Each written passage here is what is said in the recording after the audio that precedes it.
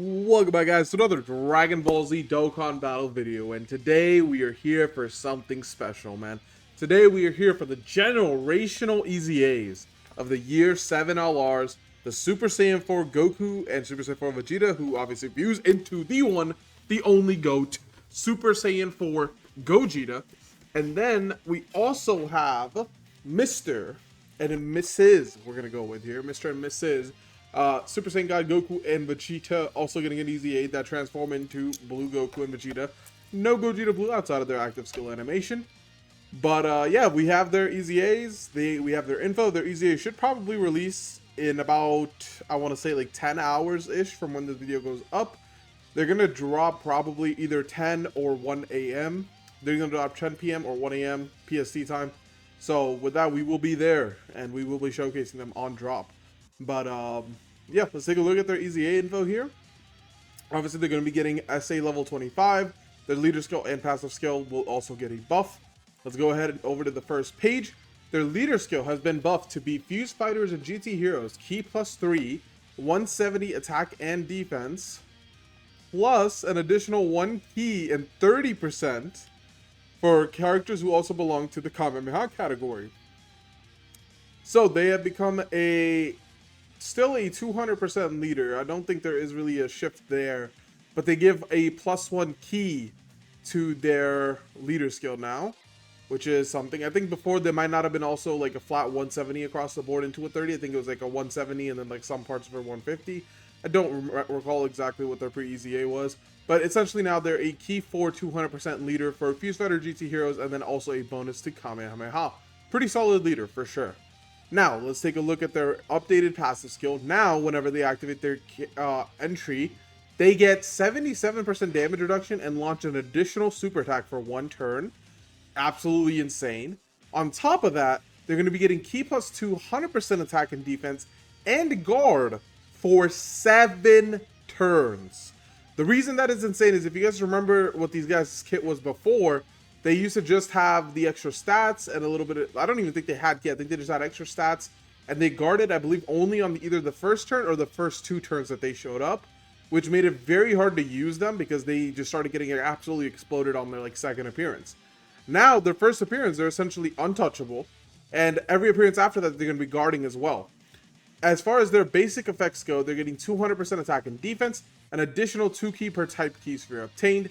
They do also get a multiplicative 10% attack and defense up to 77% for every key sphere that they do obtain. This should work like that AGL Vegeta that released a while ago, where they keep this buff throughout. So as long as you pick up the 8 key spheres that they need for this, they're going to have this buff up the entire time. The faster you can get this up, the better. For every rainbow key sphere, they do get 10% crit chance.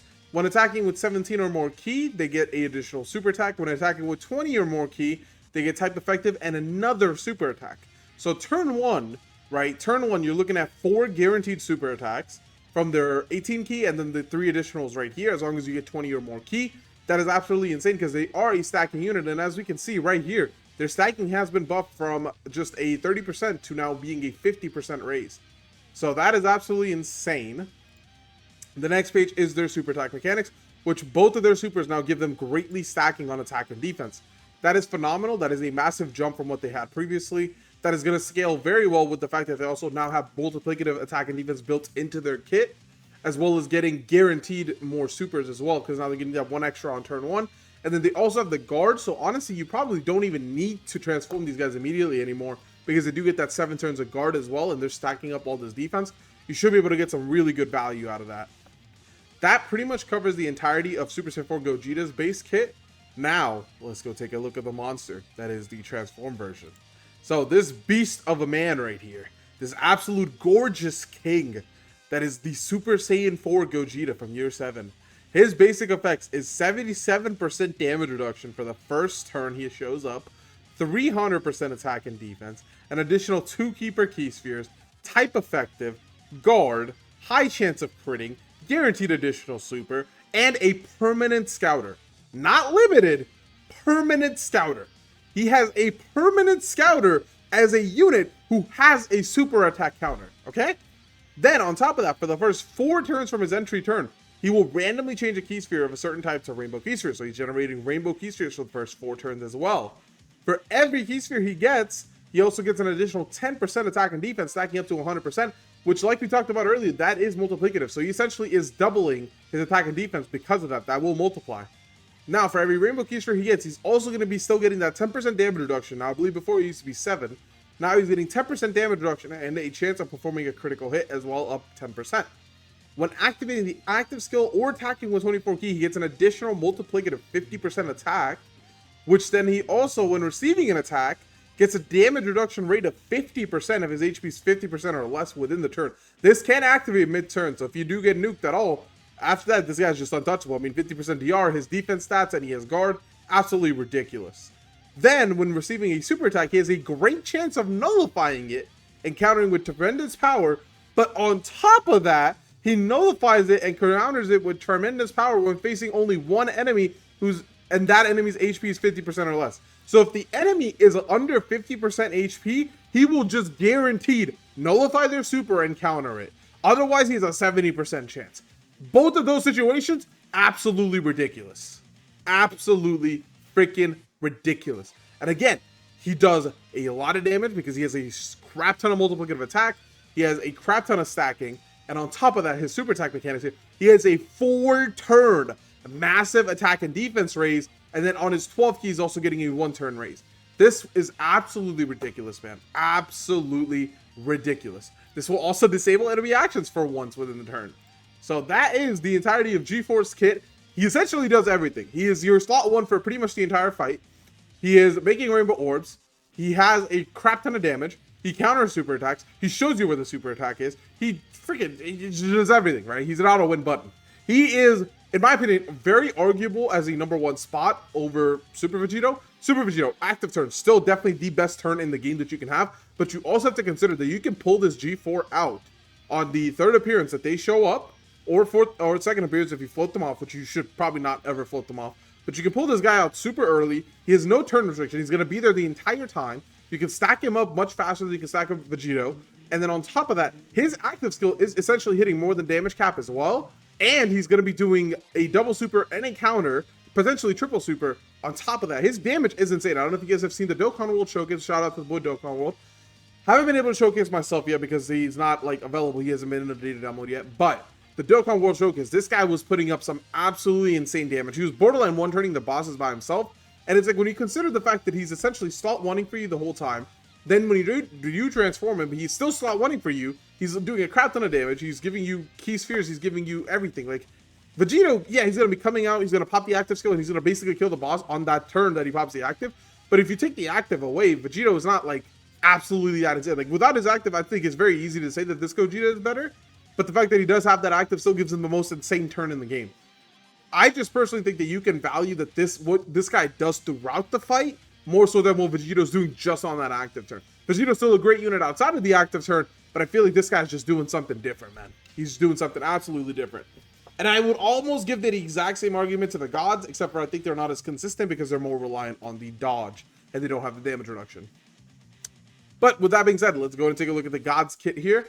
There is the infographic for them. Obviously, they're getting a leader skill, a passive skill buff as well. Heading into here, their leader skill is Power Beyond Super Saiyan and Movie Heroes. Key plus 3, 170, and an additional Key plus 1 and 30% to characters who are Kamehameha. Same thing as Gogeta's, but just slightly different. And they are also getting the damage reduction for 77% and launching an additional super attack on their first turn. Key plus 2, 100%, and guard for 7 turns. Same exact thing as Gogeta. 200% attack and defense, receiving an additional Key plus 2 per key sphere obtained.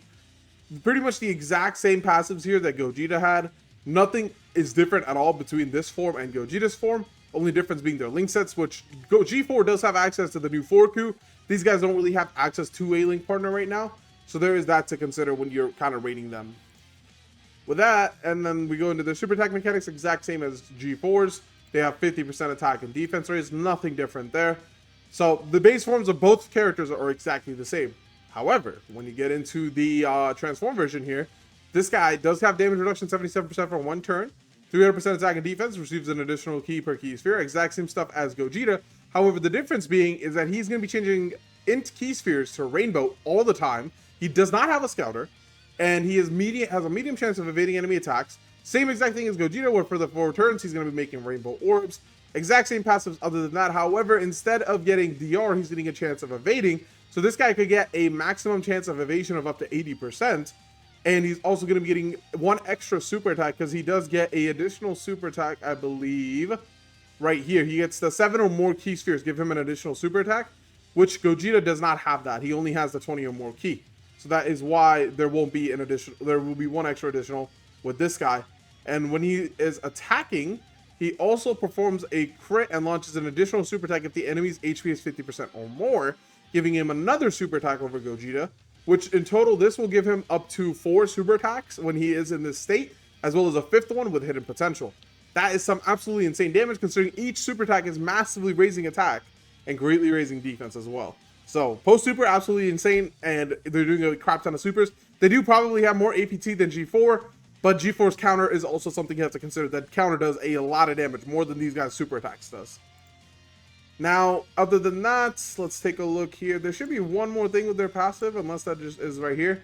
If they're, when receiving an attack, if the enemy HP is 50%, enemy's attack, if their HP is 50% or less, they will just evade attacks. They're guaranteed just not to get hit. That is the only other thing that is different. But that is essentially the kit for both of the new Easy A's that are going to be dropping. Both are absolutely insane. Both top tier contenders. At the end of the day, you guys can argue like, oh, this guy's better, but you guys remember, the top 4 units in the game are all being ran on the same team. Both 220% too. So with that being said, I'll see you guys for the showcase. Boys, signing out.